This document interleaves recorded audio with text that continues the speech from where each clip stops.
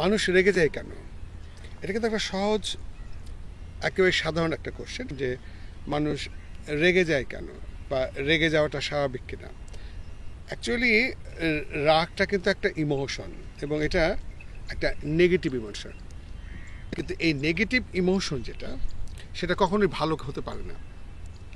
তো সুতরাং আমরা নেগেটিভ সাইকিক ইমোশনকে পজিটিভ সাইকিক ইমোশনে যদি আমরা নিয়ে যেতে পারি, তাহলে কিন্তু সফল হওয়া সম্ভব। কারণ একটা জিনিস খেয়াল করতে হবে, অনেকে মনে করে যে রেগে যাওয়াটার একটা ভালো দিক আছে, সুফল আছে। কারণ রেগে গেলে কাজ হয়, রেগে গেলে মানুষ ভয় পায়, রেগে গেলে মানুষ কাজ করতে আগ্রহী হয়, রেগে না গেলে পার্সোনালিটি হয় না। এটা কিন্তু একেবারেই ভুল ধারণা।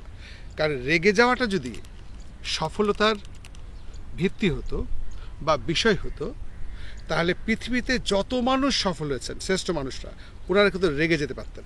যেমন পৃথিবীতে কোনো নবী, রসুল, পীর, মাশায়েখ থেকে শুরু করে পৃথিবীতে সক্রেটিস বলেন, গৌতম বুদ্ধ বলেন, বা পৃথিবীতে যারাই সফল হয়েছেন, শ্রেষ্ঠ হয়েছেন, তারা সবাই কিন্তু রাগকে নিয়ন্ত্রণ করতে পেরেছেন।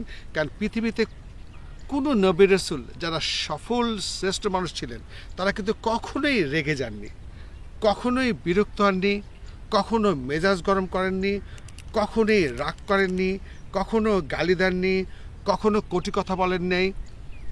অথচ তারা সফল ছিলেন এবং সাকসেসফুল ছিলেন এবং মানুষের ভালোবাসা পেয়েছিলেন। তাহলে বোঝা যাচ্ছে যে তারা সফল ছিলেন, মানুষের ভালোবাসা পেয়েছিলেন, শ্রেষ্ঠ নেতা ছিলেন, পরিচালনা করার ক্ষমতা ছিলেন, কিন্তু রেগে না গিয়ে। সুতরাং রেগে যাওয়াটা কখনোই বুদ্ধিমানের কাজ নয়। রেগে যায় কেন?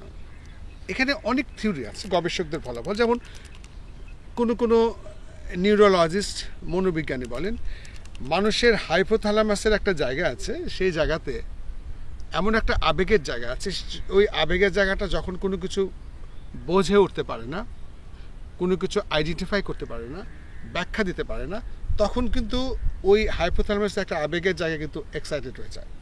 ঠিক তেমনি একটা মানুষ কখন রেগে যায়?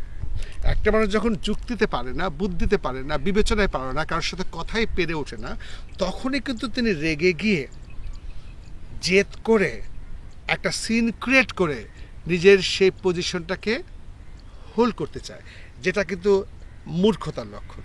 যিনি হয়তো ভয় পেয়ে চুপ করে গেলেন, তিনি কিন্তু ভাববেন সে একটা মূর্খ, সে একটা অযোগ্য, তিনি রেগে গিয়ে আমাকে ভয় দেখালেন।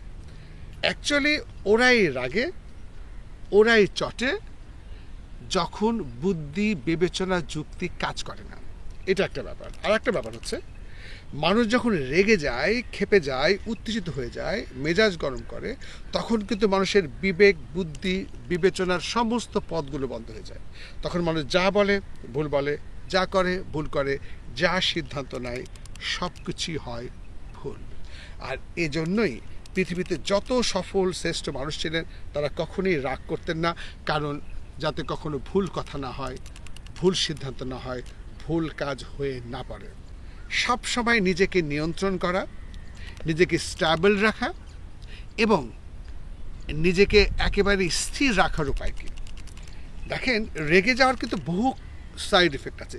এই যে মানুষের যত রোগ, উচ্চ রক্তচাপ, হৃদরোগ, স্ট্রোক, ডায়াবেটিক্স, ক্যান্সার, এই সমস্ত রোগের প্রধানতম কারণ কিন্তু এই রেগে যাওয়ার, মন খারাপ করার সাইড এফেক্ট। কারণ মানুষ যখন রেগে যাবে, মেজাজ করবে, তখন শরীরের নেগেটিভ হরমোন সিক্রেশন হবে, অ্যাড্রিনালিন হরমোন হবে, কর্টিসল হরমোন হবে, ডোপামিন হরমোন, এই সকল নেগেটিভ হরমোনগুলো সিক্রেশন হবে, মানুষের একটার পর একটা রোগের কারণ হবে। ঠিক তেমনি মানুষ যখন হাসি মুখে থাকবে, মানুষ যখন রিল্যাক্স বোধ করবে, একটা হ্যাপিনেস ফিল করবে, শান্তি অনুভব করবে, তখন কিন্তু পজিটিভ হরমোনগুলো সিক্রেশন হবে। এবং পজিটিভ হরমোন যখন সিক্রেশন হবে, তখন মানুষের ইমিউন সিস্টেমগুলো বাড়বে, মানুষের চেহারা সুন্দর হবে, রোগ প্রতিরোধ ক্ষমতা তৈরি হবে। এবং গবেষকরা বলেন যে পৃথিবীতে যত মেটাবলিক রোগ, যেমন ডায়াবেটিক্স, উচ্চ রক্তচাপ, হৃদরোগ, স্ট্রোক, ক্যান্সার, এই সমস্ত রোগের প্রধানতম ৭৫% কারণ হচ্ছে নিরানন্দ। নিরানন্দ মানে কি? মনের মধ্যে কোনো আনন্দ না থাকা, আনন্দ বোধ না থাকা। ৭৫% কারণ যদি নিরানন্দ হয়, তাহলে আমাদেরকে তো আনন্দের মধ্যেই থাকতে হবে। তাহলে এখন আনন্দ বা হ্যাপিনেসের মধ্যে থাকার উপায় কি, খুশির মধ্যে থাকার উপায় কি? একটা কথা মনে রাখতে হবে, খুশি কিন্তু চাওয়ার জিনিস নয়, খুশি থাকার জিনিস। খুশি চাইতে হয় না, থাকতে হয়। খুশিতে থাকা, এবং গবেষকরা বলেন যে happiness is my own property, খুশি হলো আমার নিজের সম্পদ, এটা আমার ভেতরেই আছে। আমি যখন খুশি তখন খুশিকে ফিল করতে পারি। আমি যদি মনে করি আই এম হ্যাপি, তো আই এম হ্যাপি। সকালে যদি আমরা ঘুম থেকে উঠেই মনে করি I M A happy being, আমি একজন খুশির সম্পন্ন মানুষ, আমি খুশিতেই আছি এবং এই খুশিতে আমি থাকবো। I am happy being, I M a peaceful being, আমি একটা খুশি মানুষ, সুখের মানুষ, শান্তিপ্রিয় মানুষ। কারণ একটা জিনিস মনে রাখতে হবে, ঘটনা কিন্তু আপনার হাতে নাই, ঘটনা কিন্তু অন্যের হাতে। মানুষ ঘটনা ঘটাবেই, এটা আমার হাতে নাই, ঘটনাটা আমার হাতে নাই। কিন্তু আমার হাতে কোনটা? আমার হাতে হলো নিয়ন্ত্রণ করা। মানুষ ঘটনা ঘটাবে কিন্তু আমি রিয়্যাক্ট করব না। আমি যদি নিজেকে স্থির রাখতে পারি, যাই কিছু ঘটুক, যাই কিছু হোক, আমি যদি সব কিছুকে সহজভাবে দেখতে পারি, সব কিছুকে সহজভাবে নিতে পারি, আমি যদি প্রতিক্রিয়া সৃষ্টি না করি, তাহলে সবসময় তো আমার পক্ষে খুশি থাকা সম্ভব।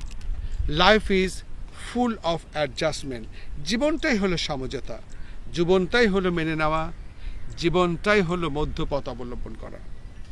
এই জন্য দেখবেন যে ইউরোপ আমেরিকার মানুষদেরকে আপনি একটা জিনিস খেয়াল করবেন, ওরা কিন্তু সব কিছুকে সহজভাবে থাকে এবং তারা বলে it's a part of the life. যাই কিছু ঘটুক, যাই কিছু হোক, সমস্ত তো জীবনের অংশ। মানুষের জীবনে সুখ, এটাও জীবনের অংশ, দুঃখ, এটাও জীবনের অংশ। সুখ দুঃখ মিলেই তো জীবন।